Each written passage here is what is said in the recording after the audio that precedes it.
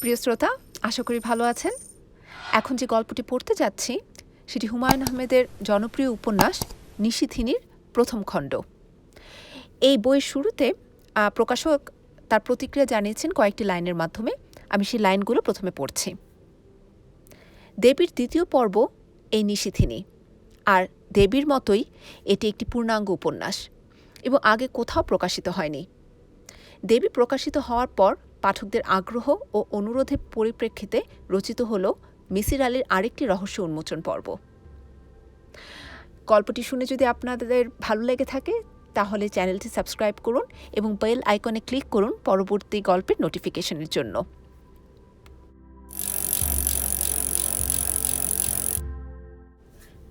মিসির আলীর ধারণা ছিল তিনি সহজে বিরক্ত হন না। এই ধারণাটা আজ ভেঙে যেতে শুরু করেছে। ঠিক এই মুহূর্তে তিনি অসম্ভব বিরক্ত। যে রিকশায় তিনি উঠেছেন তার সিটটা ঢালু, বসে থাকা কষ্টের ব্যাপার।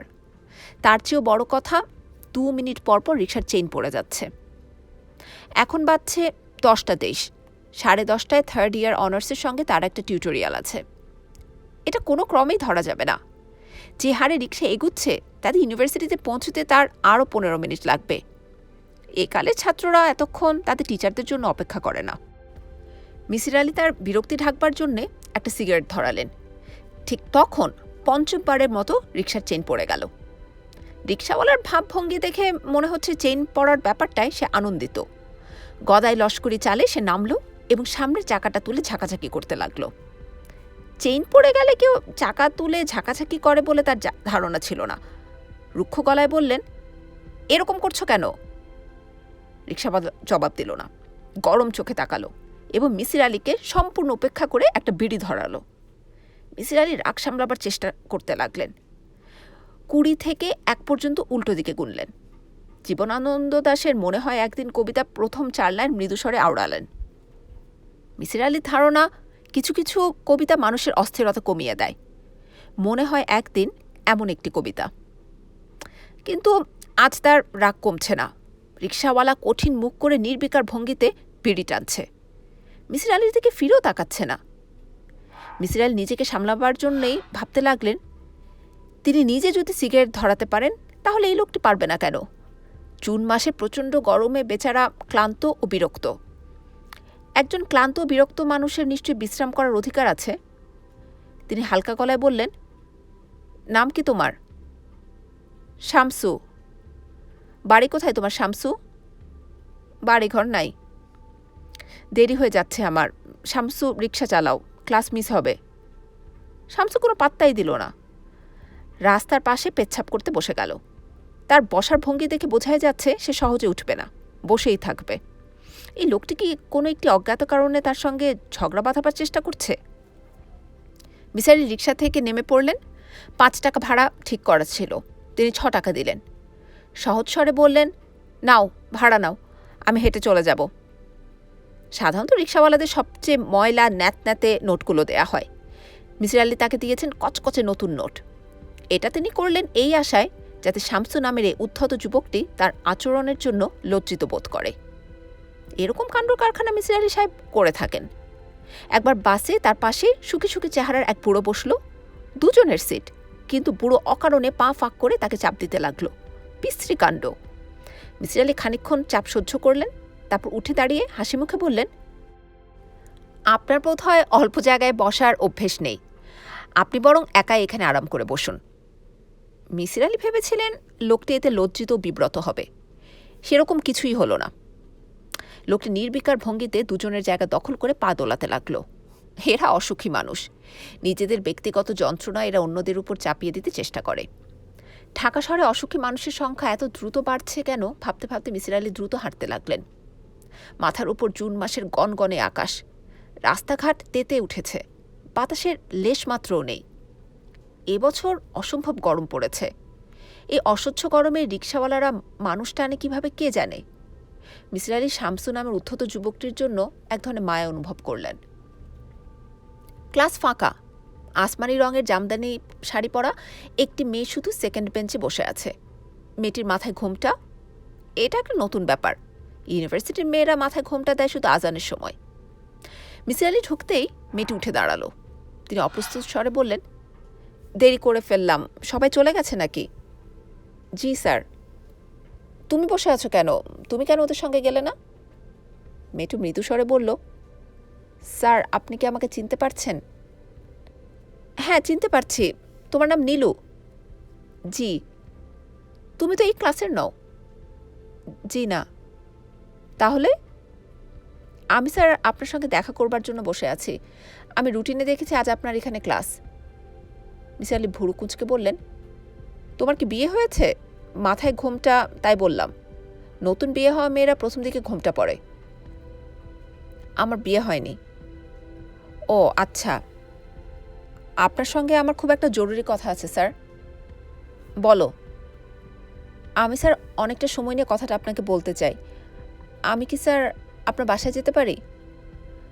বাসায় আমার কিছু ঝামেলা আছে। তাহলে স্যার আপনি কি আমাদের বাসায় একটু আসবেন? আমার খুব দরকার। ঠিক আছে, যাব। আমাদের বাসার ঠিকানা কি আপনার মনে আছে? একবার গিয়েছিলেন আমাদের বাসায়। আমাদের বাসার দোতলায় আপনার এক পরিচিত মহিলা থাকতেন, রানু নাম। আমার মনে আছে। স্যার আপনি কি আজই আসবেন? আমার খুব দরকার। মিসির আলি তাকিয়ে রইলেন মেয়েটার দিকে। এই মেয়ের নাম নীলু, কিন্তু কোনো এক বিচিত্র কারণে তাকে অবিকল রানুর মতো দেখাচ্ছে। স্যার আপনি কি আজই যাবেন? ঠিক আছে রানু। আমার নাম কিন্তু স্যার নীলু। মিসির আলি লক্ষ্য করলেন মেয়েটা হাসছে, যেন তাকে রানু বলায় সে খুশি। এটাই যেন আশা করছিল। আমাদের বাসার ঠিকানা কি লিখে দিব? লিখে দিতে হবে না, আমার মনে আছে। আসবেন কিন্তু স্যার। আসবো, আমি আসবো। যাই স্যার, আসসালামু আলাইকুম। নীলু উঠে দাঁড়ালো। এত সুন্দর মেয়েটি, শ্যামলা গায়ের রং, চোখে মুখে তেমন কোনো বিশেষত্ব নেই, কিন্তু তবু এমন মায়া জাগিয়ে তুলছে কেন? মিসির আলি লজ্জিত বোধ করলেন। তার বয়স 41। এই বয়সের একজন মানুষের মনে এই ধরনের তরল ভাব থাকা উচিত নয়। তাছাড়া এই মেয়েটি তার ছাত্রী।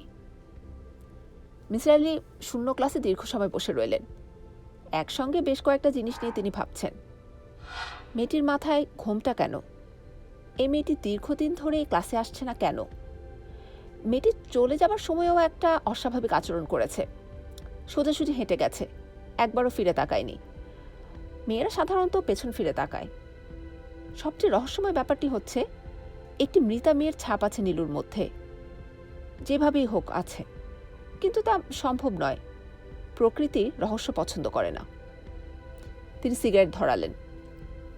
প্রকৃতি রহস্য পছন্দ করে না কথাটি কি সত্যি? তার মনে হলো সত্যি নয়। প্রকৃতির কাজই হচ্ছে নানান রকম রহস্য সৃষ্টি করা। মানুষের কাজ হচ্ছে সেই রহস্যের কুয়াশা সরিয়ে দেয়া। এমন একদিন কি আসবে যখন কেউ বলবে না, there are many things in heaven and earth. আর মিসির আলি সাহেব না, কি এখানে কি করছেন? একা একা ক্লাসে বসে আছেন কেন? তিনি দাড়িওয়ালা এই লোকটাকে চিনতে পারলেন না। হাতে রেজিস্ট্রি খাতা, কাজে অধ্যাপক হবেন। মুখখানা হাসি হাসি, পান খেয়ে দাঁত লাল করে ফেলেছেন। পান খাওয়া লোকজন কি কিছুটা নম্র স্বভাবের হয়? মিসির আলি মনে হলো পান এবং স্বভাবের ভেতর কোনো একটা সম্পর্ক আছে। তিনি যে কজন পানবিলাসী লোককে চেনেন, তাদের সবাই সদালাপী। কি কথা বলছেন না কেন? কিছু ভাবছেন নাকি? মিসির আলি উঠে দাঁড়ালেন। শান্ত ও নরম স্বরে বললেন, জি না, কিছু ভাবছি না। আমাকে কি আপনি চিনতে পারছেন না? জি না। দাড়িওয়ালা অধ্যাপক অত্যন্ত বিস্মিত হলেন। মিসির আলি বিব্রত বোধ করলেন। কাউকে চিনতে পারছি না বলা তাকে প্রায় অপমান করার শামিল। বিশেষ করে অধ্যাপক শ্রেণীর মানুষরা এই ব্যাপারে খুবই স্পর্শকাতর। সত্যি চিনতে পারছেন না? জি না, আমার একটা প্রবলেম আছে, কিছুই মনে থাকে না। মাসখানেক আগে আমি আপনার কাছে একজন রোগী নিয়ে গিয়েছিলাম, ফিরোজ নাম, ঢাকা মেডিকেল কলেজের ছাত্র। ও হ্যাঁ, মনে পড়েছে, আপনি ফিরোজের দুলাভাই। হ্যাঁ দুলাভাই। এবং আপনার নাম হচ্ছে নাজিমুদ্দিন, হিস্ট্রি ডিপার্টমেন্ট। এই তো চিনতে পারছেন।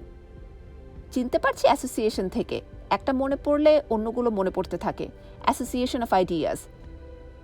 ফিরোজ তো অনেকখানি ইমপ্রুভ করেছে। হ্যাঁ, এত অল্প সময়ে যে আপনি এতটা করবেন আমরা কল্পনাও করিনি। দারুণ ব্যাপার। মিসির আলি কিছু বললেন না। ফিরোজ আজ বিকেলে তার কাছে আসবে। প্রতি সোমবার ফিরোজের সঙ্গে তার একটি সেশন হয়। অথচ নীলুকে বলে রেখেছেন আজ যাবেন তাদের বাসায়। তার কাজকর্ম ইদানিং এলোমেলো হয়ে যাচ্ছে কেন? বয়স বাড়ছে। মিসির আলি সাহেব। জি। চলুন লাউঞ্জে বসে চা খাওয়া যাক। চলুন। আপনি তো গম্ভীর হয়ে আছেন কেন? কি ভাবছেন এত? কিছু ভাবছি না। তিনি একটা দীর্ঘ নিঃশ্বাস ফেললেন। দীর্ঘ নিঃশ্বাসটি কেন ফেললেন এই নিয়ে ভাবতে চেষ্টা করলেন। অকারণে তো কেউ দীর্ঘ নিঃশ্বাস ফেলে না। সব কিছুর পেছনেই একটা কারণ থাকে। এই জগতে কার্যকারণ ছাড়া কিছুই হয় না। সবই লজিক, জটিল লজিক। জটিল কিন্তু অভ্রান্ত। লজিকের বাইরে এক চুলো কারো যাবার ক্ষমতা নেই।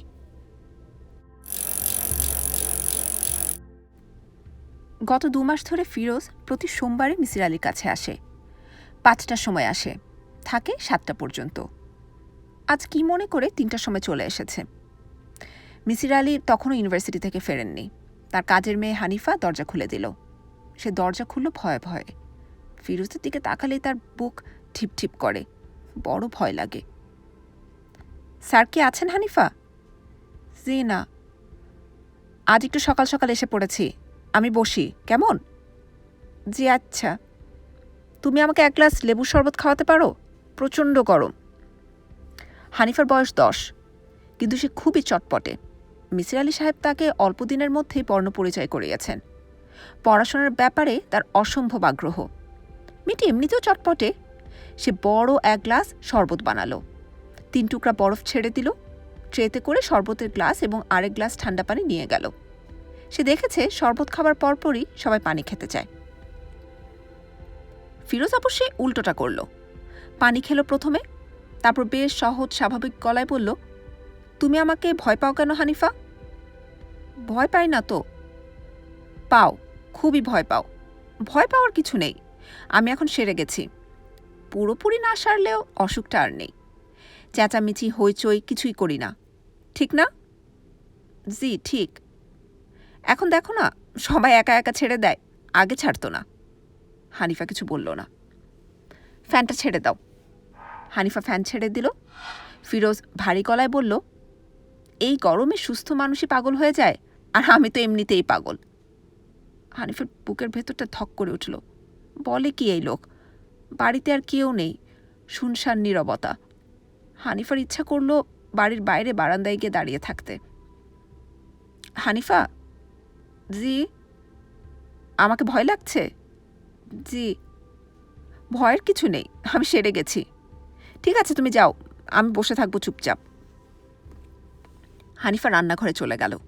কি মনে করে সে রান্নাঘরের দরজা বন্ধ করে দিল? কেন জানি দারুণ ভয় করতে লাগলো তার। ফিরোজ বসে আছে চুপচাপ, তার চোখ ঈষৎ লাল। খুব সূক্ষ্মভাবে হলেও তার মধ্যে এক ধরনের অস্থিরতা লক্ষ্য করা যায়। ছেলেটার বয়স 22, অত্যন্ত সুপুরুষ। চিবুক এবং ঠোঁট কিশোরীদের মতো, বড় বড় চোখ, পাতলা নাক। তাকে দেখলে মনে হয় মেয়ে বানাতে গিয়ে প্রকৃতি কি মনে করে শেষ পর্যন্ত তাকে পুরুষ বানিয়েছে এবং সম্পূর্ণ ভিন্ন ধরনের কিছু কাঠিন্য ঠেলে দিয়েছে। ফিরোজের সমস্যাটা শুরু হয় এইভাবে। সে 2 বছর আগে জানুয়ারি মাসে তার এক বন্ধুর বাড়ি গিয়েছিল। যাবার উদ্দেশ্য ছিল একটাই, গ্রাম দেখা। ফিরোজ কখনো গ্রাম দেখেনি। বন্ধুর বাড়ি ময়মনসিংহের মোহনগঞ্জে। চমৎকার একটা জায়গা। ভোরবেলায় আকাশের গায়ে নীলাভ গাঢ় পাহাড় দেখা যায়, চারিদিকে ধুধু প্রান্তর। বর্ষা আসা মাত্র যা পানিতে ডুবে যায়।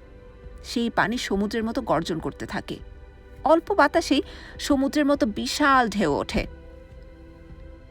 এখন অবশ্যই শুকনো খটখট করছে চারদিক, তবু ফিরোজ মুগ্ধ হয়ে গেল। সবচেয়ে মুগ্ধ হলো বন্ধুর বাড়ি দেখে। বিশাল এক দালান, সিনেমাতে পুরনো আমলের জমিদার বাড়ির মতো বাড়ি। এক একটি ঘর এত উঁচু আর এত বিশাল যে কথা বললে প্রতিধ্বনি হয়। ফিরোজের বন্ধুর নাম আজমল চৌধুরী। সে তাকে ঘুরিয়ে ঘুরিয়ে বাড়ি দেখালো। অতিথিদের থাকবার জায়গা, নারীদের থাকবার জায়গা, কুয়োতলা, বাড়ির পেছনের সার দেয়াল যেখানে পূর্বপুরুষদের কবর আছে। ফিরোজের বিস্ময়ের সীমা রইল না। কি কাণ্ড! সে মুগ্ধ কণ্ঠে বলল, এ তো হুলস্থুল ব্যাপার রে আজমল। তোরা রাজা মহারাজা ছেলে, তা তো কোনোদিন বলিসনি। এখন কিছুই নেই, দালানটাই আছে, আর কিছুই নেই। সেই দালানই ভেঙে ভেঙে পড়ছে। আরেকটা ভূমিকম্প হলে গোটা দালানি ভেঙে পড়বে। তাছাড়া খুব সাপের উপদ্রব। বলিস কি? এখন ভয় নেই কোনো, সব সাপ হাইবারনেশনে চলে গেছে। গরমের সময় ভয়াবহ কাণ্ড হয়। কোনো ব্যবস্থা করতে পারিস না? আজমল কঠিন স্বরে বলল, এর একটা মাত্র ব্যবস্থাই আছে, সব ছেড়ে ছুড়ে অন্য কোথাও চলে যাওয়া। এত চমৎকার ঘর বাড়ি ছেড়ে চলে যাবি? বলিস কি? চলে যাব, এখানে থাকলে মারা পড়তে হবে। 3টা মাত্র মানুষ আমরা, আমি, মা আর আমার ছোট বোন। এত বড় বাড়ি দিয়ে করব কি আমি? জঙ্গল হয়ে গেছে চারদিকে, দেখিস না? 2 দিন থাকার পরিকল্পনা নিয়ে ফিরোজ গিয়েছিল, কিন্তু 5ম দিনেও সে ফেরার কথা কিছুই বলল না। বড় আনন্দের সময় কাটতে লাগলো। গ্রাম যে এত ইন্টারেস্টিং হবে তা তার ধারণার বাইরে ছিল। শুধু একটি খটকা লেগে থাকলো তার মনে। আজমলের বোনের সঙ্গে তার দেখা হলো না, যদিও মেয়েটি এই বাড়িতেই থাকে। মেয়েটির নাম নাজ। আজমলের মা প্রায়ই তার মেয়েকে চিকন গলায় ডাকেন, ও নাজ, ও নাজ। তার উত্তরে মেয়েটি ক্ষীণস্বরে সাড়া দেয়। মেয়েটির সাড়ার শব্দ এতটুকুই। ফিরোজ একবার ভেবেছিল আজমলকে তার বোনের কথা জিজ্ঞেস করে, শেষ পর্যন্ত তার করা হয়নি। প্রাচীনপন্থী একটি পরিবার, হয়তো কিছু মনে করে বসবে। এদের হয়তো কঠিন পর্দার ব্যাপার আছে। 6ষ্ঠ দিন সন্ধ্যায় মেয়েটির সঙ্গে ফিরোজের দেখা হয়ে যায়। ফিরোজ অবেলায় ঘুমিয়ে পড়েছিল। ঘুম ভাঙল সন্ধ্যাবেলা। চারদিক অন্ধকার, ঘরে আলো দিয়ে যায়নি। ফিরোজ সিঁড়ি বেয়ে নিচে নেমে হকচকিয়ে গেল। 17-18 বছরের একটি মেয়ে দেয়াল ধরে দাঁড়িয়ে আছে। তার এক হাতে একটি হারিকেন। হারিকেনের আলো পড়েছে মেয়েটির মুখে। এই মুখ কি কোনো মানবীর মুখ? অসম্ভব। পৃথিবীর সমস্ত সৌন্দর্য, সমস্ত রূপ কি এই মুখে আঁকা নয়? ফিরোজ চোখ ফিরিয়ে নিতে চাইল, পারল না। সে তাকিয়েই রইল। মেয়েটি বলল, আমি নাজনীন। কিছু একটা বলতে হয়, ফিরোজ বলতে পারল না। কোনো কথা তার মনে এলো না। এই অসম্ভব রূপবতী মেয়েটিকে সে কি বলবে? ভাইয়া বাজারে গেছে, এসে পড়বে, আপনি বড় ঘরে বসুন, চা পাঠিয়ে দিচ্ছি। ফিরোজ বড় ঘরের দিকে রওনা হলো আচ্ছন্নের মতো, এবং সে মনে করতে পারল না মেয়েটির গায়ে শাড়ি ছিল না সালোয়ার কামিজ ছিল। মেয়েটির চুল কি বেনি বাঁধা ছিল না খোলা ছিল? তার মুখটি কি গোলাকার না লম্বাটে? কিছুই মনে নেই। শুধু মনে আছে একটি তুলি দিয়ে আঁকা মুখ সে দেখে এসেছে। যে শিল্পী ছবিটি এঁকেছেন তার পৃথিবীতে বাস নয়, অন্য কোনো ভুবনে বাস। রাতে খাবার সময় আজমল সহজ স্বরে বলল, নাজের সঙ্গে তোর দেখা হয়েছে তাই না? নাজ বলছিল। ফিরোজ কিছু বলল না। আজমল বলল, ও কিছুতেই তোর সামনে আসতে চাচ্ছিল না। দেখাটা সেজন্যই এমন হঠাৎ হয়েছে। আসতে চাচ্ছিল না কেন? লজ্জা। ওর পোলিওতে একটা পা নষ্ট, এই লজ্জায় সে কারোর সামনে পড়তে চায় না। আজমলের মুখ কঠিন হয়ে গেল। সে রুক্ষ স্বরে বলল, পৃথিবীর সমস্ত লজ্জা তার মধ্যে? শুধু তোর সামনে কেন, কারো সামনেই সে যায় না। সমস্ত রাত ফিরোজ এক ফোঁটা ঘুমোতে পারল না। এত কষ্টের রাত তার জীবনে আসেনি, এবং ভয়াবহ ঘটনাটি ঘটল পরদিন দুপুরে। সে একা একা শিয়ালজানি খালের পাড় ধরে হাঁটতে গেল, এবং তার 1 ঘন্টার মধ্যেই 4-5 জন লোক তাকে ধরাধরি করে নিয়ে এলো। তার চোখ লাল টকটক করছে, দৃষ্টি উদ্ভ্রান্ত, মুখ দিয়ে ফেনা ভাঙছে, কথাবার্তা অসংলগ্ন, মাঝে মাঝে বিকট স্বরে চেঁচিয়ে উঠছে এবং দৌড়ে পালিয়ে যেতে চেষ্টা করছে। আজমল এবং তার মা হতভম্ব। নাজদিন সমস্ত ব্যাপারটা দেখে অনবরত কাঁদছে। বাড়ি ভর্তি হয়ে গেছে মানুষে। নানা জল্পনা কল্পনা, খারাপ বাতাস লেগেছে, জিনে ধরেছে, কালির আছর হয়েছে। ফিরোজকে নিয়ে আসা হলো ঢাকায়। সারিয়ে তুললেন মিসির আলী সাহেব। সেই সারানোর ব্যাপারটা সাময়িক। কিছুদিন সুস্থ থাকে, আবার অসুস্থ হয়ে পড়ে। লোকজনদের গলা টিপে ধরতে যায়, জিনিসপত্র ভেঙে একাকার করে। তবে এখন অবস্থা অনেক ভালো। অসুস্থতার সময় আগের মতো ভায়োলেন্ট হয় না, চুপ করে থাকে, কারোর সঙ্গে কথাবার্তা বলে না, খাওয়া দাওয়া বন্ধ করে অন্ধকার ঘরে বসে থাকে। ঘর থেকে শুধু বিড়বিড় শব্দ শোনা যায়, যেন সে কারোর সঙ্গে কথা বলছে। যখন সে সুস্থ থাকে তখন তার অসুস্থ অবস্থার কথা বিশেষ মনে থাকে না। মিসির আলী সাহেব খুঁটিয়ে খুঁটিয়ে যা বের করেছেন তা খাতায় লিখে রেখেছেন। লেখা হয়েছে ফিরোজের জবানিতে। অসুস্থতার বিবরণ। সারা রাত নানান কারণে আমার ঘুম হয়নি। শেষ রাতের দিকে একটু ঘুম এলো, তাও অল্প কিছুক্ষণের জন্য। 6টার সময় বিছানা ছেড়ে বাইরে এসে দেখি আজমল একটা চাদর গায়ে দিয়ে আমবাগানে রোদের জন্য অপেক্ষা করছে। চট করে রোদ উঠবে বলে মনে হলো না, কারণ খুব কুয়াশা। আমি লক্ষ্য করেছি 8টা-9টার আগে এই অঞ্চলে সূর্যের দেখা পাওয়া যায় না। আজমল আমাকে দেখে বলল, আজ এত সকাল সকাল উঠলি যে? চোখ লাল কেন? রাতে ঘুম হয়নি? হয়েছে। চা খাবি 1 কাপ? নাস্তা হতে দেরি হবে। চাল কোটা হচ্ছে, পিঠা হবে, সময় লাগবে। চা 1 কাপ খাওয়া যায়। চা খেতে খেতে পাখি শিকার নিয়ে কথা হলো। এখান থেকে প্রায় মাইল 4 দূরে পুকুইরা বিলে নাকি খুব হাঁস নামছে। শেষ রাতে গেলে প্রচুর পাওয়া যাবে। আমি হাঁস মারার ব্যাপারে যথেষ্ট উৎসাহ দেখালাম, কিন্তু আজমলের কাছ থেকে কোনো রকম সাড়া পাওয়া গেল না। অথচ এখানে যার সঙ্গেই দেখা হয় সেই জিজ্ঞেস করে পাখি শিকার করতে এসেছে কিনা। আজমলের এরকম অনাগ্রহের কারণ নাস্তা খাবার সময় টের পাওয়া গেল। এদের পাখি মারার কোনো বন্দুক বর্তমানে নেই। একটা দোনওয়ালা উইনস্টন গান ছিল, অর্থনৈতিক কারণে বিক্রি করে ফেলতে হয়েছে। শিকার প্রসঙ্গ উঠতে এ কারণে আজমল মন খারাপ করেছে। আমার নিজেরও তখন একটু খারাপ লাগলো। শিকারের প্রসঙ্গটা না তুললেই হতো। রোদ উঠল 10টার দিকে। আমি ভেবেছিলাম আজমলের সঙ্গে বাজারের দিকে যাব, কিন্তু আজমল বলল, তুই থাক, আমি দেখি একটা বন্দুকের ব্যবস্থা করা যায় কিনা। আমি বললাম, বন্দুকের ব্যবস্থা করার কোনো দরকার নেই, শিকারের দিকে আমার কোনো ঝোঁক নেই। আজমল আমার কোনো কথা শুনল না। সে অসম্ভব জেদি। আমাকে রেখে চলে গেল। আমার তেমন কিছু করার নেই। শিয়ালজানি খাল ধরে ধরে উত্তর দিকে হাঁটতে শুরু করলাম। এই অঞ্চলে হিন্দু বসতি খুব বেশি।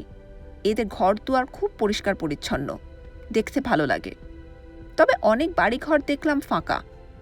আজমলের কাছে শুনেছি অনেক হিন্দু পরিবার 71-এর যুদ্ধে কলকাতা গিয়ে আর ফিরে আসেনি। বেশ কিছু মারা পড়েছে পাকিস্তানি আর্মির হাতে। এদের ঘর বাড়ি ফাঁকা, বড় বড় ঘাস জন্মেছে। জনমানবশূন্য বাড়িঘর দেখতে কেমন যেন ভয় ভয় লাগে, গা ছমছম করে। আমি ঠিক করলাম বাড়ি ফিরে যাব। চড়চড় করে রোদ উঠছে, পানি তৃষ্ণা হচ্ছে।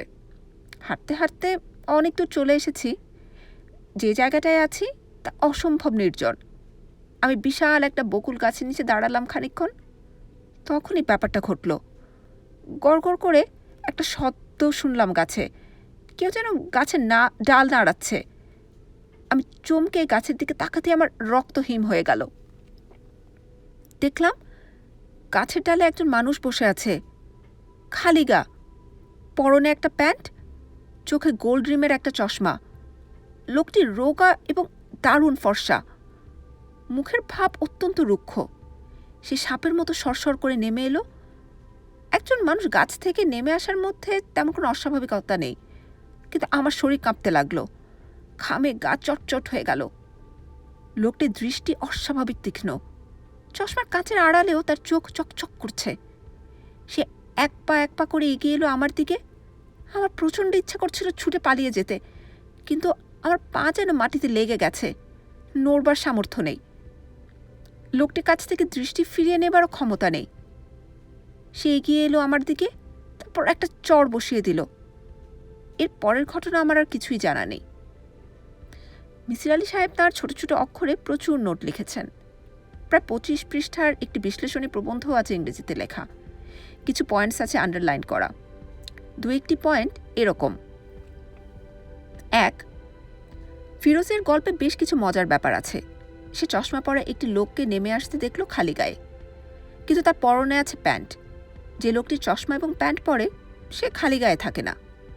লুঙ্গি পরা একটি লোক খালি গায়ে নেমে এলে একটা বাস্তব চিত্র হতো। ফিরোজ দেখেছে একটি অবাস্তব চিত্র। অবাস্তব চিত্রগুলো আমরা দেখি স্বপ্নে। ফিরোজ কি একটা স্বপ্ন দৃশ্যের বর্ণনা করেছে? 2, ফিরোজ বলছে লোকটির পরনে ছিল প্যান্ট, কিন্তু প্যান্টের রং কি তা সে বলতে পারছে না। তার মানে কি এই যে প্যান্টের কোনো রং ছিল না? স্বপ্নদৃশ্য সবসময় হয় সাদা কালো, স্বপ্ন বর্ণহীন। অবশ্যই সে একটি রং স্পষ্ট উল্লেখ করেছে, সেটি হচ্ছে চশমার ফ্রেমের রং। সে বলছে গোল্ড রিম চশমা, অর্থাৎ সে সোনালি রং দেখতে পাচ্ছে। স্বপ্নদৃশ্যে যা সম্ভব নয়। 3, তার গল্পের কোথাও সে নাজনীন প্রসঙ্গ উল্লেখ করেনি। আমার মনে হচ্ছে ফিরোজের সমস্ত ব্যাপারটায় নাজনীনের একটি ভূমিকা আছে। অসুস্থ হবার আগের রাতে সে অনিদ্রায় কাটিয়েছে। অনিদ্রার মূল কারণ রূপবতী একটি মেয়ে। আমি লক্ষ্য করেছি আমার সঙ্গে কথাবার্তার সময়ও সে এই প্রসঙ্গটি এড়িয়ে যায়। কেন যায়? 4, সে তার গল্পে বলেছে সে একটি বকুল গাছের নিচে দাঁড়িয়েছিল, কিন্তু যে গাছের নিচে সে দাঁড়িয়েছিল সেটা একটা বট গাছ। ফিরোজ বকুল গাছ এবং বট গাছের পার্থক্য জানবে না, এটা বিশ্বাসযোগ্য নয়। সে গাছের নিচে আসার আগেই একটি ঘড়ির ভেতর ছিল বলে আমার ধারণা, এবং আমার দৃঢ় বিশ্বাস বকুল গাছ প্রসঙ্গে তার কোনো একটি পীড়াদায়ক স্মৃতি আছে। পরে বকুল গাছ প্রসঙ্গে আরও তথ্যাদি আছে। 5, ফিরোজের চশমা পরা লোকটি ছিল ফর্সা, রোগা ও লম্বা, যার চোখের দৃষ্টি অত্যন্ত তীক্ষ্ণ। মজার ব্যাপার হচ্ছে এই বর্ণনা আজমলের বেলায়ও খাটে। এই ছেলেটি অসম্ভব ফর্সা, রোগা এবং লম্বা। সে অবশ্যই চশমা পরে না। মেডিকেল কলেজে ফার্স্ট ইয়ারে পড়বার সময় তার চশমা ছিল, এবং সেটা ছিল গোল্ড রিম চশমা। সেই সময় ফিরোজ এবং আজমল ছিল রুমমেট।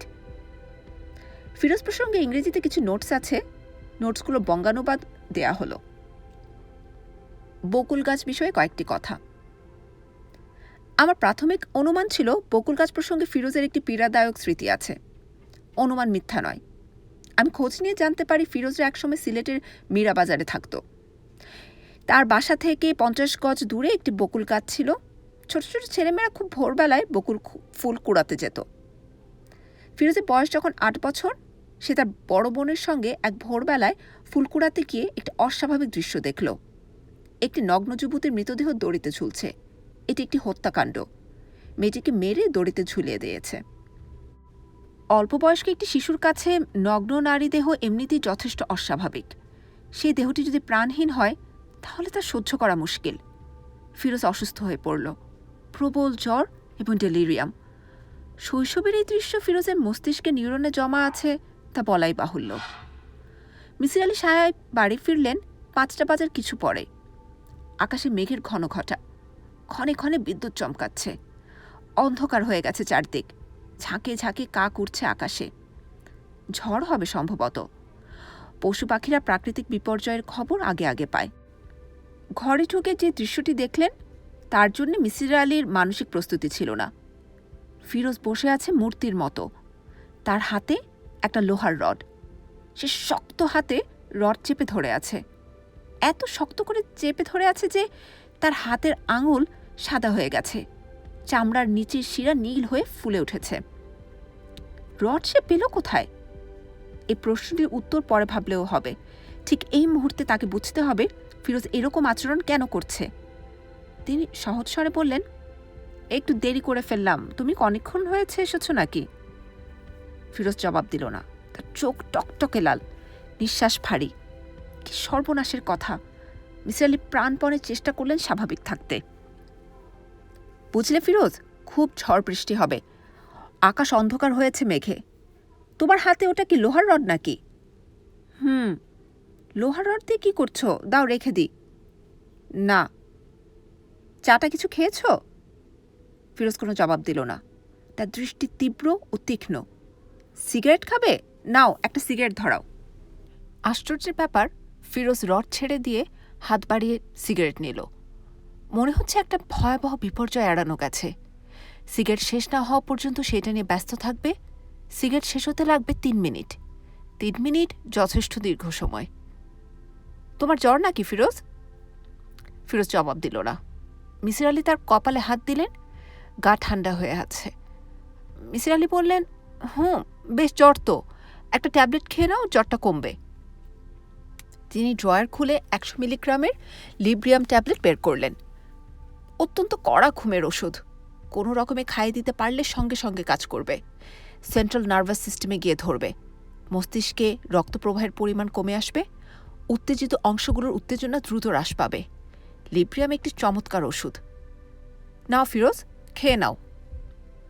ফিরোজ কোনো রকম আপত্তি ছাড়াই ওষুধ খেয়ে ফেলল। রক্তে ওষুধ মেশবার জন্যে সময় দিতে হবে। বেশি নয়, অল্প কিছু সময়। এই সময়টা গল্পগুজবে আটকে রাখতে হবে। চা খেলে কেমন হয় ফিরোজ? বৃষ্টি পড়তে শুরু করেছে, ঝড় বৃষ্টির মধ্যে চাটা জমবে মনে হয়। খাবে? খাবো। বসো, আমি চা নিয়ে আসছি। কিংবা এক কাজ করো, শুয়ে পড়ো সোফায়, আরাম করো। মিসির আলি বেরিয়ে এলেন, শোবার ঘরের দরজা লাগিয়ে এলেন বারান্দায়। এখন তিনি নিশ্চিন্ত বোধ করছেন। ফিরোজকে বারান্দায় এলে দরজা ভেঙে আসতে হবে। এটা সময় সাপেক্ষ ব্যাপার। এর মধ্যেই লিব্রিয়াম তার কাজ শুরু করবে। মিসির আলি ডাকলেন, হানিফা, হানিফা। হানিফা রান্নাঘরের দরজা খুলে বের হয়ে এলো। ভয়ে আতঙ্কে তার মুখ সাদা হয়ে গেছে। সে কাঁপছে থরথর করে। কি হয়েছিল হানিফা? হানিফা কিছু বলতে পারল না। আতঙ্ক এখনও তাকে ঘিরে আছে। মিসির আলি সাহস দেবার জন্য হানিফার মাথায় হাত রাখলেন। হানিফা ক্ষীণস্বরে বলল, এই লোকটা একটা লোহার শিক লইয়া আমার মারতে আইছিল। তারপর? আমি দরজা বন্ধ করে বসেছিলাম। তারপর শুনি সে কার সাথে যেন কথা কইতেছে। কার সাথে কথা বলছে? অন্য একটা মানুষ। তুমি দেখেছ অন্য কোনো মানুষ? জি না, কিন্তু কথা শুনছি, মোটা গলা। ঠিক আছে, যাও, ভালো করে এক কাপ চা বানাও, ভয়ের কিছু নেই। হানিফা চা বানাতে গেল। মিসির আলি লক্ষ্য করলেন মেয়েটির পা এখনও কাঁপছে। চা বানাতে বানাতে ঠিক হয়ে যাবে। ভয় থেকে মুক্তি পাওয়ার সবচেয়ে সহজ উপায় হচ্ছে কোনো একটা কাজ নিয়ে ব্যস্ত থাকা। মিসির আলি ঘড়ি দেখলেন, 10 মিনিট পার হয়েছে। লিব্রিয়াম নিশ্চয়ই তার কাজ শুরু করেছে। বসার ঘর থেকে কোনো সাড়া শব্দ আসছে না। এখন নিশ্চিন্তে সেখানে যাওয়া যায়। তিনি বসার ঘরে ঢুকলেন। ফিরোজ লোহার রড হাতে বসে আছে। অসুখের কোনো লক্ষণ দেখা যাচ্ছে না। তার শিরদাঁড়া দিয়ে একটা শীতল স্রোত বয়ে গেল। তিনি শুকনো গলায় বললেন, চা বানাতে বলে এসেছি, চা চলে আসবে। ফিরোজ চাপা গলায় বলল, আজ আপনার একটি মেয়ের সঙ্গে দেখা করবার কথা। মিসির আলির চমকে ওঠা উচিত, কিন্তু তিনি চমকে উঠলেন না। তিনি জানেন বিশেষ বিশেষ অবস্থায় মানুষের টেলিপ্যাথিক সেন্স প্রবল হয়ে ওঠে। ফিরোজের এখন সেই অবস্থা। সে ব্যাখ্যার অতীত কোনো একটি উপায়ে তার মস্তিষ্কের বায়ো কারেন্ট থেকে প্রয়োজনীয় তথ্য সংগ্রহ করছে। একটি মেয়ের সঙ্গে আপনার দেখা করবার কথা না? হ্যাঁ, কথা আছে। তার কাছে গেলে আপনার বিপদ হবে। কি করে বুঝলে? আমাকে বলে গেছে। কে বলে গেছে? ওই চশমা পরা লোক? হ্যাঁ। মিসির আলি লক্ষ্য করলেন ফিরোজের চোখের পাতা ঘন ঘন পড়তে শুরু করেছে। REM, rapid eye movement. Librium কাজ করতে শুরু করেছে।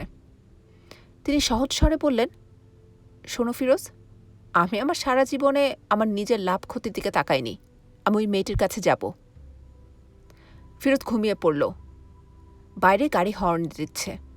ফিরোজকে যাবার জন্য গাড়ি পাঠিয়েছেন তার বাবা মা। মিসির আলি ড্রাইভারকে নিয়ে ধরাধরি করে ঘুমন্ত ফিরোজকে গাড়িতে তুলে দিলেন। ড্রাইভারকে বললেন, ও অসুস্থ, আজ রাতটা ওকে তালাবদ্ধ করে রাখতে হবে। সকালবেলা আমি ওকে দেখতে যাব।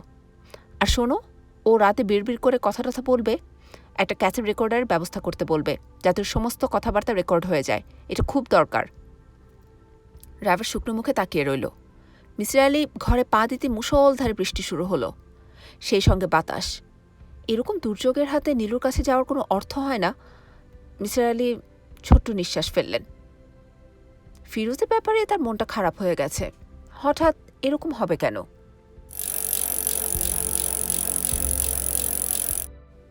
বহু খোঁজাখুঁজি করেও মিসির আলি নীলুদের বাড়ি বের করতে পারলেন না। তার কাছে কোনো ঠিকানা নেই। তিনি ইচ্ছা করে ঠিকানা রাখেননি, না রাখাটা বোকামি হয়েছে। কাঁঠাল বাগানের যে অঞ্চলে লাল রঙের দোতলা বাড়ি থাকার কথা, সেখানে লাল রঙের কোনো বাড়িই নেই। কয়েকটি পানবিড়ির দোকানদারকে তিনি জিজ্ঞেস করলেন, লাল রঙের দোতলা বাড়ি, ভেতরে ফুলের বাগান আছে। ওরা যখন শুনল যিনি ঠিকানা জানেন না এবং বাড়ির মালিকের নামও জানেন না, তখন খুবই অবাক হয়ে গেল। ঢাকা শহরের ঠিকানা দিয়েও বাড়ি পাওয়া যায় না, আপনি আছেন ঠিকানা ছাড়া? আপনি কি মন লোক? মিসির আলির নিজেরও মনে হলো কাজটা বুদ্ধিমানের মতো হয়নি। স্মৃতির উপর বিশ্বাস করতে নেই। স্মৃতি হচ্ছে প্রতারক। নানানভাবে সে মানুষকে প্রতারণা করে। অন্য কোনো মানুষ হলে এতক্ষণ খোঁজাখুঁজি বন্ধ করে বাড়ি চলে যেত, কিন্তু তিনি ভিন্ন ধরনের মানুষ। কোনো একটি বিষয় শেষ না দেখে তিনি ছাড়েন না। কাজে সকাল 10টার সময় তাকে দেখা গেল একটা রিক্সা ঠিক করতে। ঘণ্টা হিসেবে চুক্তি।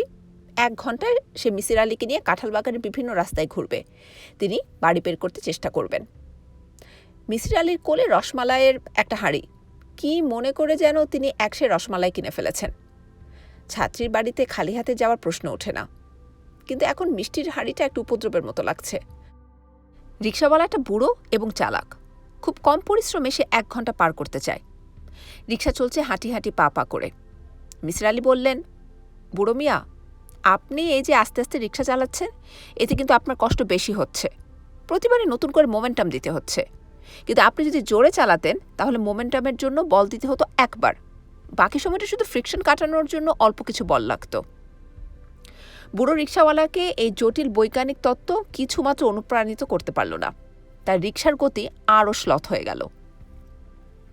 মিসির আলী ভাবতে চেষ্টা করলেন, যে বাড়িতে আগে একবার এসেছেন সেই বাড়িটি এখন খুঁজে না পাওয়ার পিছনে কি কি কারণ থাকতে পারে।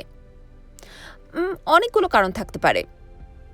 পরবর্তী সময়ে হয়তো লাল রঙের দালানটিকে সাদা রং করা হয়েছে, দোতলা ছিল 3 তলা করা হয়েছে, ফুলের বাগান নষ্ট করে ঘর তোলা হয়েছে, কিংবা এও হতে পারে যে মস্তিষ্কের যে অংশ বস্তু জগতের আবস্থানিক বিষয়গুলো বিশ্লেষণ করে নিউরন স্মৃতিকক্ষে জমা রাখে, তার সেই অংশ কাজ করছে না।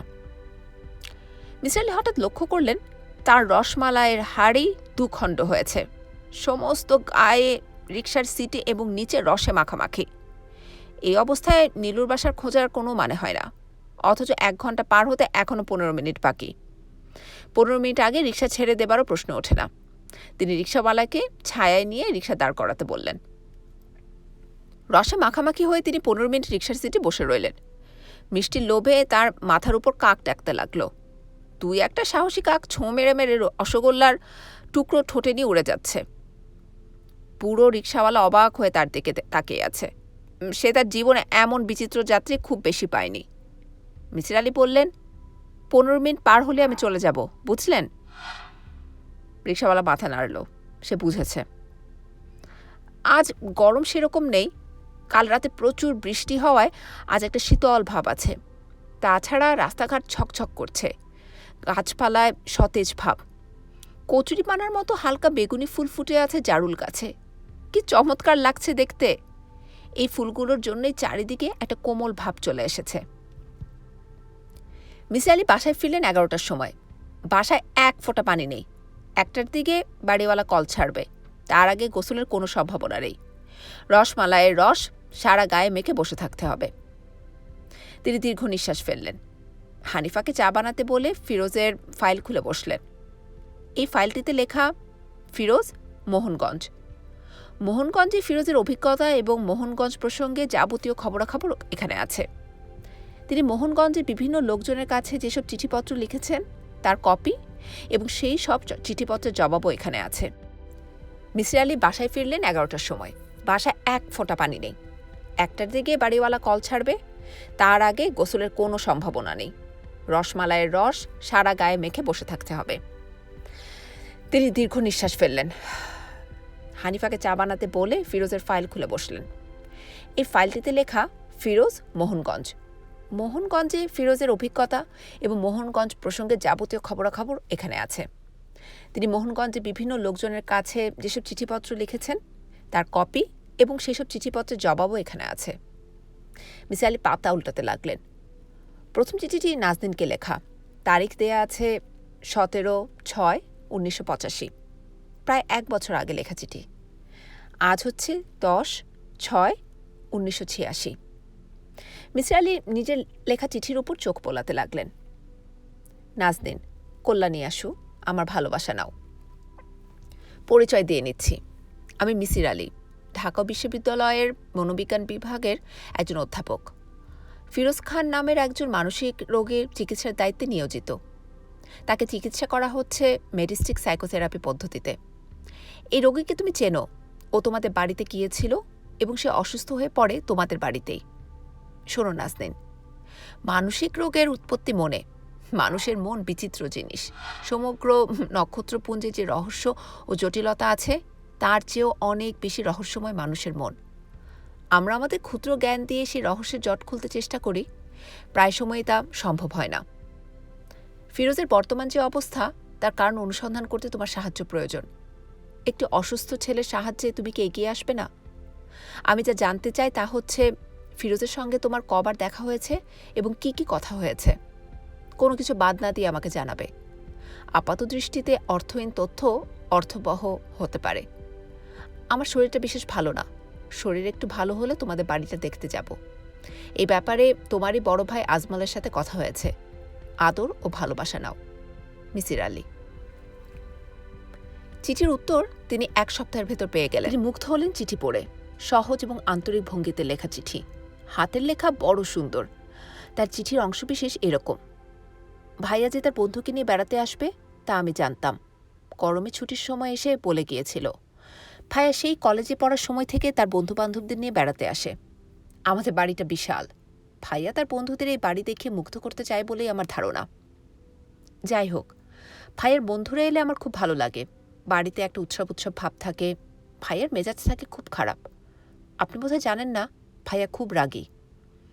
এবার যখন ফিরোজ ভাই বেড়াতে এলো আমার মোটেও ভালো লাগেনি, কারণ ভাইয়া এই বন্ধুকে এখানে নিয়ে আসার পেছনে একটি উদ্দেশ্য ছিল যা আমার পছন্দ হয়নি। ভাইয়া চাচ্ছিল আমি তার বন্ধুর সঙ্গে গল্প টল্প করে চাটা বানিয়ে দিই, এবং তা করলেই তার বন্ধু আমাকে পছন্দ করে ফেলবে। আমার শারীরিক ত্রুটি তার চোখে পড়বে না। আমার একটা ভালো বিয়ে হবে। ভাইয়ার ধারণা তার এই বন্ধু পৃথিবীর সেরা মানুষদের একজন। মার কাছ থেকে এসব শুনে আমার খুব মন খারাপ হলো। একটি ছেলেকে ভুলিয়ে ভালিয়ে বিয়ে করতে হবে কেন? বিয়েটা কি এতই জরুরি? আমি ভাইয়াকে ডেকে নিয়ে বললাম, আমি কখনো কোনো অবস্থাতেই তোমার এই বন্ধুর সামনে যাব না। ভাইয়া চোখ লাল করে বলল, যেতেই হবে। আমি শান্ত গলায় বললাম, এটা নিয়ে তুমি যদি জোর খাটাও আমি তাহলে মরে যাব। ভাইয়া চুপ করে গেল। আমি শান্ত ধরনের মেয়ে, কিন্তু ছোটবেলা থেকেই ভয়ঙ্কর জেদি। ভাইয়া তা খুব ভালোই জানে। সে আমাকে ঘাঁটালো না। আমি ভেতরের বাড়িতে থাকতে লাগলাম, ভুলেও বাইরে পা বাড়াই না। তবু একদিন সন্ধ্যায় দেখা হয়ে গেল। ফিরোজ ভাইকে দেখে মনে হলো তিনি খুব অবাক হয়েছেন। আমি হকচকিয়ে গিয়েছি। নিজেকে সামলে নিয়ে কোনো মতে বললাম, বড় ঘরে গিয়ে বসুন, সেখানে চা দেয়া হবে। এই বলে আমি চলে যাওয়ার জন্য পা বাড়িয়েছি। পোলিওর জন্য আমার এক পায়ে কোনো জোর নেই, কাজেই উল্টে পড়ে গেলাম। ফিরোজ ভাই আমাকে টেনে তুললেন। এটাই স্বাভাবিক, এতে লজ্জা বা অপমানের কিছু নেই। কিন্তু রেগে গেলাম এবং কঠিন গলায় বললাম, হাত ছাড়ুন। তিনি পাংশুবর্ণ হয়ে গেলেন। আমার হাত ছেড়ে দ্রুত সিঁড়ি বেয়ে উপরে উঠে গেলেন। মিসির আলী এই চিঠিটা পেশে অনেকবার পড়েছেন এবং প্রতিবারই তার মনে হয়েছে চমৎকার একটি চিঠি, আন্তরিক এবং কোনো ভান নেই।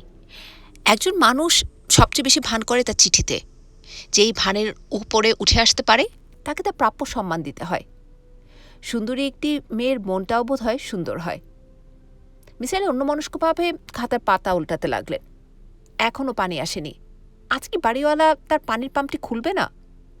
ওদের নিজেদের কি পানির দরকার হয় না? দুপুরে খাওয়া টাওয়ারও তো একটা ব্যবস্থা করতে হয়। রান্না বান্না কিছু হয়নি।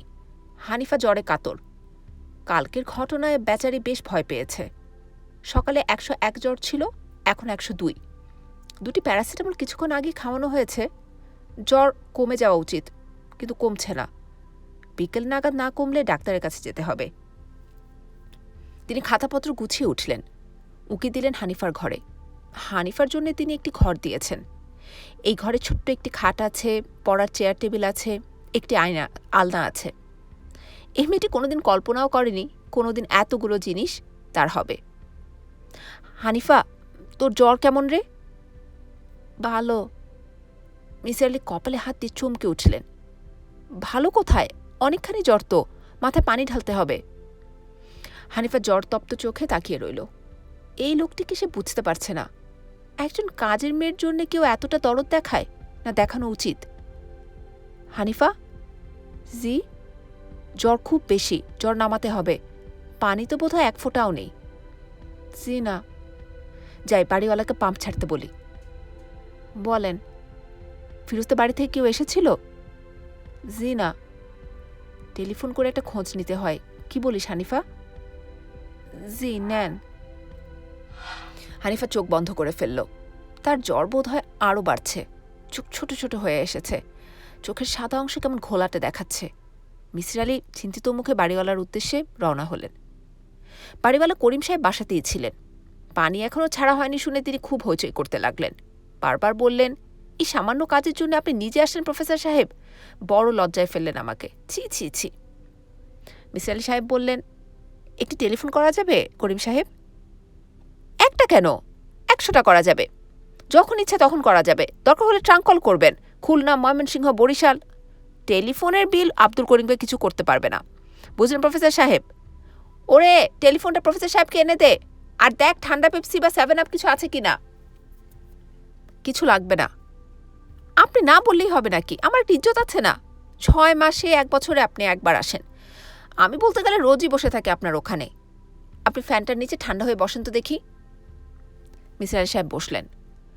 বাড়িওয়ালা করিম সাহেব মিসির আলিকে একটু বিশেষ রকম স্নেহ করেন। গত 2 বছরে তিনি প্রতিটি ফ্ল্যাটের ভাড়া 3 দফায় বাড়িয়েছেন। শুধু প্রফেসর সাহেবের ভাড়া 1 পয়সাও বাড়ানো হয়নি। কেন বাড়েনি কে জানে। ফিরোজের মাকে টেলিফোনে পাওয়া গেল। তার কাছ থেকে যে সমস্ত কথা জানা গেল সেগুলো হচ্ছে, ফিরোজ ভালো আছে, সুস্থ এবং স্বাভাবিক। তার ঘরে একটি মাইক্রোফোন বসিয়ে ঘরের যাবতীয় শব্দ টেপ করা হয়েছে। টেপগুলো তিনি সন্ধ্যাবেলা পাঠাবেন। ফিরোজের মা চিন্তিত স্বরে বললেন, আপনি অসুস্থ বলেছিলেন কেন? আমরা খুব ভয়ে ভয়ে রাতটা কাটালাম। আপনার ওখানে কি কিছু করেছিল নাকি? না, তেমন কিছু করেনি, একটু উদ্ভ্রান্ত মনে হচ্ছিল। ফিরোজ কি আছে ঘরে? হ্যাঁ আছে, কথা বলবেন? বলবো, দিন ওকে। ফিরোজের গলা শান্ত ও স্বাভাবিক। কেমন আছো ফিরোজ? ভালো। কি করছিলে? কিছু করছিলাম না, একটা উপন্যাস বসে পড়ছিলাম। কার উপন্যাস? জন স্টাইনব্যাক। নাম হচ্ছে কি আপনার সুইট থার্সডে। স্যার, আপনি পড়েছেন এটা? গল্প উপন্যাস আমি পড়ি টড়ি না। একজন লেখকের বানানো দুঃখ কষ্টের বিবরণ পড়ে কি হয় বলো? এমনিতেই আমাদের চারিদিকে প্রচুর দুঃখ কষ্ট। স্যার, আপনাকে বইটা পড়তেই হবে। আমার পড়া শেষ হলে আপনাকে দিয়ে আসবো। আচ্ছা ঠিক আছে। শোনো ফিরোজ, বলুন, কাল রাতে তোমার ঘুম কেমন হয়েছিল? ভালো। কীরকম ভালো? খুব ভালো, এক ঘুমে রাত পার করেছি। কী জন্য জিজ্ঞেস করছেন স্যার? এমনি জানতে চাচ্ছি, কোনো স্পেসিফিক কারণ নেই। তুমি কি কাল রাতে কোনো স্বপ্ন দেখেছ? জি না স্যার। চট করে না বলে দিও না, চিন্তা করে তারপর বলো। এবারও সময় নিল জবাব দেওয়ার আগে। একটা স্বপ্ন দেখেছি, আর ওটা তবে প্রায়ই দেখি। কোনটা? ওই যে ম্যাট্রিক পরীক্ষা দিচ্ছি, তারপর দেখি কোনো প্রশ্নের উত্তর জানি না। এটা ছাড়া আর কোনো স্বপ্ন দেখোনি? জি না। শোনো ফিরোজ, এছাড়াও যদি অন্য কোনো স্বপ্নের কথা মনে পড়ে আমাকে জানিও। জি আচ্ছা। তুমি কি আজ সন্ধ্যার দিকে একবার আসবে? না স্যার, আজ আসবো না, বইটা শেষ করব। প্রেমের উপন্যাস নাকি? ফিরোজ লাজুক স্বরে বলল, টেপগুলো পরীক্ষা করতে করতে রাত 3টা বেজে গেল। প্রথম 4টি টেপে তেমন কিছুই নেই। একবার শুধু কিছুক্ষণের জন্য আহ উহ শব্দ, সেটা স্বপ্ন দেখার জন্যে কিংবা বেকায়দায় অবস্থায় শোয়ার জন্যে। তবে শেষ টেপটিতে মিসির আলির জন্য বড় ধরনের বিস্ময় অপেক্ষা করছিল। তিনি বিচিত্র একটি কণ্ঠস্বর শুনলেন সেখানে, তীক্ষ্ণ, তীব্র, হাই ফ্রিকোয়েন্সি। কথাগুলো এরকম। অপরিচিত কণ্ঠস্বর বলছে, ফিরোজ। অস্পষ্ট। ফিরোজের কণ্ঠস্বর শোনা যাচ্ছে, না না না। লোহার রডটা কোথায়? জানি না, আমি জানি না। অস্পষ্টভাবে অপরিচিত গলাটি কিছু বলল। নিঃশ্বাসের শব্দ শোনা গেল। ফিরোজ বলল, না না না। অপরিচিত কণ্ঠস্বর বলল, লোহার রড, রড। ফিরোজ বলল, না না। অপরিচিত কণ্ঠস্বর অস্পষ্টভাবে কিছু কথা বলল, তারপর শোনা গেল হাসির শব্দ। মিসির আলি অসংখ্যবার এই অংশটি বাজিয়ে বাজিয়ে শুনলেন। অস্পষ্ট অংশগুলো উদ্ধার করতে পারলেন না। অপরিচিত যে কণ্ঠস্বর শুনছেন তা ফিরোজের কণ্ঠস্বর। এটি তার একটি দ্বিতীয় সত্তা, সেকেন্ড পার্সোনালিটি। ফিরোজকে পুরোপুরি সুস্থ করতে হলে তার দ্বিতীয় সত্তাটিকে ভালো মতো বুঝতে হবে। হানিফা ছটফট করছে, তার জ্বর কমেনি। এখন 102-এরও কিছু বেশি। মিসির আলি চিন্তিত বোধ করলেন। রাত 10টার দিকে জ্বর অনেক কম ছিল, 99.5। এখন এত বাড়ল কেন? হানিফা জেগে আছে। কিন্তু কোনো রকম সাড়া শব্দ করছে না। মিসির আলি কোমল গলায় বললেন, খারাপ লাগছে নাকি রে বেটি? না। মাথার যন্ত্রণা আছে? আছে। বেশি? সি। মাথা টিপে দেব? হানিফা লজ্জিত স্বরে বলল, সি না। না কেন? আরাম লাগবে। তার আগে মাথায় পানি ঢেলে জ্বরটা কমাতে হবে। তিনি বাথরুমে ঢুকলেন পানির বালতির খোঁজে। তার নিজের শরীরটা ভালো যাচ্ছে না। মাথা ভার ভার লাগছে, বমি বমি লাগছে, শুয়ে থাকতে ইচ্ছে হচ্ছে। কিন্তু একটি বাচ্চা মেয়ে জ্বরে ছটফট করবে আর তিনি শুয়ে থাকবেন, এটা হয় না। হানিফার এই বাড়িতে আসার বেশ একটা বিচিত্র ইতিহাস আছে। গত বছর জুলাই মাসের দিকে একবার বেশ বড় একটা ঝড় হলো। রাত 1টার সময় জেগে উঠলেন, দেখলেন দরাম দুরুম শব্দে জানালার পাট আছড়ে পড়ছে। বৃষ্টির ছাটে ঘর ভেসে যাচ্ছে, ইলেকট্রিসিটি নেই, চারিদিক অন্ধকার, মোটামুটি একটা ভয়াবহ অবস্থা। তিনি জানালা বন্ধ করতে গিয়ে দেখলেন 8-9 বছরের একটা বাচ্চা একা একা দেয়াল ঘেঁষে দাঁড়িয়ে আছে। কে রে তুই? মেয়েটি ভয় পাওয়া স্বরে বলল, আমি। এখানে কি করছিস? ঘুমাইতাছি। জেগে জেগে ঘুমাচ্ছিস নাকি? মেয়েটি জবাব দিল না। বাপমা কোথায়? তোর বাপমা নাই? আত্মীয় স্বজন কেউ নেই? না। তুই কি এরকম একা একা মানুষের বারান্দায় ঘুমোস নাকি? মেয়েটি জবাব দিল না। মিসির আলি বললেন, ভয় লাগছে না তোর? না। বলিস কি? নাম কি তোর? হানিফা। আয় ভেতরে আয়। ইস, ভিজে জবজব হয়ে গেছিস তো। মিসির আলি হ্যারিকেন জ্বালিয়ে তাকালেন মেয়েটির দিকে। ছেলেদের মতো ছোট ছোট করে কাটা চুল, আদুরে একটা মুখ। তোর বাপের নাম কি? জানি না। বলিস কি? মার নাম? জানি না। তোর হাতে কি? মুঠোর ভেতর কি আছে? হানিফা মুঠি খুলল। ভাঙতি পয়সা। ভিক্ষা করে পেয়েছিস? মিসির আলি গুনলেন, 2 টাকা 30 পয়সা। এই বিশাল পৃথিবীতে আগামীকাল এই মেয়েটি যাত্রা শুরু করবে 2 টাকা 30 পয়সা, একটি নোংরা ফ্রক এবং একটা তালি দেওয়া প্যান্ট নিয়ে। কোনো মানে হয়? তিনি একটি শুকনো লুঙ্গি বের করলেন, গম্ভীর গলায় বললেন, কাপড় বদলে এটা পরে ফেল, নিউমোনিয়া বাধাবি তো। ওই ঘরে একটা বিছানা আছে, ওখানে গিয়ে শুয়ে থাক। মিসির আলি ভেবেছিলেন সকাল হলেই সে চলে যেতে ব্যস্ত হয়ে যাবে। একবার যাযাবর জীবনযাত্রা অভ্যস্ত হয়ে গেলে বন্ধন আর ভালো লাগে না। কিন্তু হানিফা সকালবেলা চলে যাবার কোনো রকম লক্ষণ দেখালো না। এমনভাবে ঘুরে বেড়াতে লাগলো যেন এটি তার ঘর বাড়ি। হানিফার প্রতি সমাজে যে দায়িত্ব ছিল মিসির আলি তা পালন করেছেন। নিজেই তাকে পড়তে শিখিয়েছেন, যোগ ভাগ গুণ শিখিয়ে নিয়ে গেছেন স্কুলে ভর্তি করাবার জন্য। কেউ ভর্তি করাতে রাজি হয়নি। এত বড় মেয়েকে ক্লাস 1-এ অ্যাডমিশন দেওয়া সম্ভব না। কিন্তু তিনি হানিফাকে বলেছেন, ঠিক আছে, তুই ঘরে বসে পড়াশোনা চালিয়ে যা, যথাসময়ে প্রাইভেটে তোকে ম্যাট্রিক দেওয়াবো। আমি নিজে তো সবসময় দেখতে পারি না, একজন মাস্টার রেখে দেব। শেষ রাতের দিকে হানিফার জ্বর কমে এলো, শরীর ঘামতে লাগলো। সে বিড়বিড় করে নানান কথা বলতে লাগলো। মেয়েটি বিড়বিড় করে বলা কথাগুলো থেকেই মিসির আলি বড় ধরনের একটি আবিষ্কার করলেন। তার বিস্ময়ের সীমা রইল না। এই প্রসঙ্গে যথাসময়ে বলা হবে।